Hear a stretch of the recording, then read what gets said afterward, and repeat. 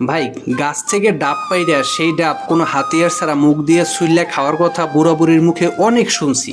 কিন্তু সেটা কিন্তু আজকে এই প্রথমবার এই লোকটার কাছে দেখলাম। দেখেন, গাছ থেকে একটা ডাব পাড়ছে, এই ডাবটা এই গাড়ির উপরে বইসা বইসা সে সম্পূর্ণ ডাবটা খাবে নিজের মুখ দিয়ে ছুঁইল্যা।